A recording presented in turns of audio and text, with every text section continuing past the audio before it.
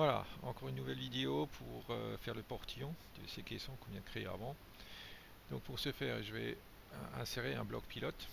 Donc c'est nouveau la même histoire. Donc je vais dans Assemblage, définir composant, définir pilote et bloc pilote qu'il a. Donc là 500 de large, 350 de profond, 700 de haut, ça me convient. Je clique sur le repère. Le nom du pilote, l'élément de pilotage, je mets BP, BP, entrée. Et j'ai mon bloc pilote qui est ici. Et là maintenant, je vais créer mon portillon qui, ça c'est l'intérieur du caisson. Il faut s'imaginer que ça, on va le coller à l'intérieur du caisson. Donc il faut que la porte soit décalée tout autour.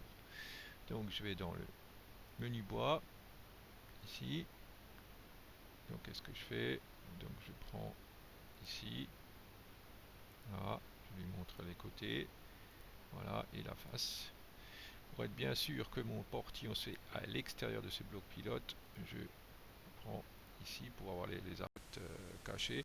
Donc vous voyez, si par exemple je clique là-dessus, ça va mettre à l'intérieur et là je suis à l'extérieur. Donc je suis bien à l'extérieur, c'est bon, je mets OK. Ensuite, je prends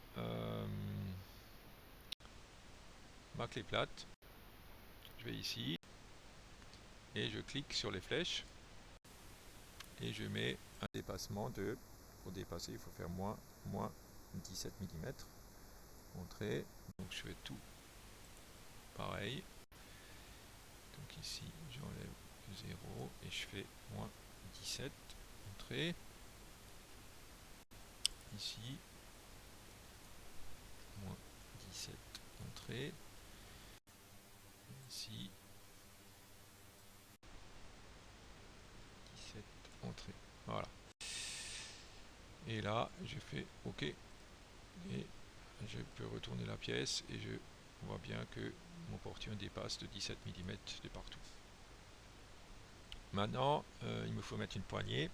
Donc pour mettre une poignée, l'idéal c'est de mettre un point de repère, un repère là-dessus, donc repère surface sur le portillon. Voilà. Et je voudrais bien mettre la poignée au milieu. Ok. Donc pour ce faire, je vais déjà créer un point milieu sur l'arête ici. Donc je vais dans le menu profil, menu point. Ensuite ici point milieu. Donc je lui montre un premier point qui est l'extrémité là. Tac. Un deuxième point ici. Et j'ai mon point milieu. Ensuite, pour insérer ma poignée, je ne vais pas l'insérer là, je vais l'insérer à 40 mm de décalage. Donc je prends un autre point, un décalé, je prends l'origine c'est là, et dans le sens Y plus là, je regarde ma boussole, Y plus, donc Y plus c'est là, distance, je vais mettre 40 mm, voilà. Et là on a mon point d'insertion pour la poignée. Là je choisis une poignée qui est dans Top Solid, donc dans assemblage ici. Mon standard, non, là c'est là où je range les caissons. Là donc maintenant je vais dans Top Solid Wood et là je vais dans garniture moderne en métal, métaux. Donc je prends les bâtons, celui-là, cette poignée là et je fais OK. Voilà, et je montre tout simplement le point d'insertion et ma poignée elle est placée. Et je fais stop et je fais échappe. Je vais pas une autre pièce. Donc ma poignée elle est placée. Voilà. Ensuite, qu'est-ce qui me manque? Il me manque les champs. Donc il faut mettre des champs tout autour. Ça, c'est le même principe qu'avant. Donc on va dans le menu bois, on va dans le menu champs, on prend l'assistant de création des champs, on lui montre la face du portillon. Comme je vais mettre des champs partout, là, tout est renseigné. Je fais tout simplement OK. Et j'ai mes champs. Ensuite, bon, je peux aller en menu rendu réaliste. Donc là, le filet de travail c'est normal puisque j'ai pas renseigné encore le nom de la pièce. Donc je vais aller là, définir pièce. Qu'est-ce que je veux définir? Je clique sur le portillon. Voilà, comment il s'appelle? Je vais l'appeler tout simplement portillon et je vais mettre entrée. Voilà. J'ai pas besoin de définir les champs ni la poignée. Ça se fait automatiquement.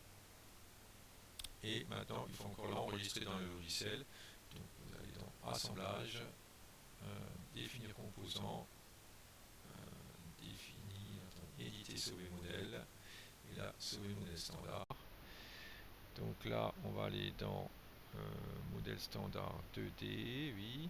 Donc agencement garde, portillon, vous écrivez portillon là-dedans si c'est pas encore fait. Là, moi je l'ai déjà. Vous écrivez portillon là-dedans. Ensuite, vous écrivez, là vous n'avez pas sûrement non plus, variante, mettez milieu gauche pour dire que la poignée, vous pouvez mettre poignée devant si vous voulez, milieu gauche, et vous tapez OK. Chez moi il existe déjà. Je vais mettre non parce que chez moi j'ai déjà enregistré. Voilà.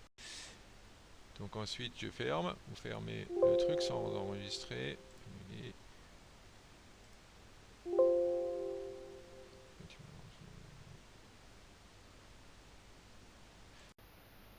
voilà. Donc comme j'avais déjà fait avant, quoi. Voilà. Et maintenant on va essayer si notre portillon il fonctionne comme il faut. Donc on va créer un nouveau document, design, OK. Voilà. Donc on va importer ici un caisson, donc on va aller dans mon standard 2D comme j'ai fait avant. Tac. Je vais aller dans agencement 2. Donc vous avez agencement, caisson, vous prenez le caisson haut par exemple et faites OK. Là, logement, il n'y en a pas pour le moment. Donc on va aller dans dimension. En X largeur 400, je vais mettre 500. Entrée, 350 c'est bon, 700 c'est bon, je vais entrer à chaque fois. Au point d'arrivée, je lui montre le repère. Et voilà, et je tourne mon élément et il est là. Voilà, stop. Maintenant, je peux lui insérer un portillon. Alors pour ce faire, pareil, je vais de nouveau là. Et je choisis donc agencement 2. Agencement à portillon, c'est là. Milieu gauche. Ok, vous cherchez ce que vous l'aviez rangé avant. C'est ce portillon là. Je fais OK. Alors cette fois-ci, c'est un logement. Alors quelles sont les différentes à l'intérieur d'un bloc, dans un logement. Là, je vais prendre logement et je vais montrer l'intérieur du caisson. Okay. Alors là, il prend en haut, c'est normal puisque j'ai mis des étagères. Alors pour ce faire, je change, je clique juste ici, je ferai décalage et je lui prends celui-là.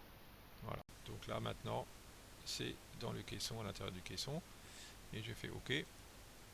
Et voilà, vous avez la porte qui est au bon emplacement. Donc il y a un décalage ici de 2 mm tout autour, puisqu'on avait fait un recouvrement de 17 avec un panneau de 19, ça fait 2. Et voilà. Et là, si je prends mon rendu, voilà, une question comme ça. Donc ça fonctionne. Voilà, fin de la vidéo.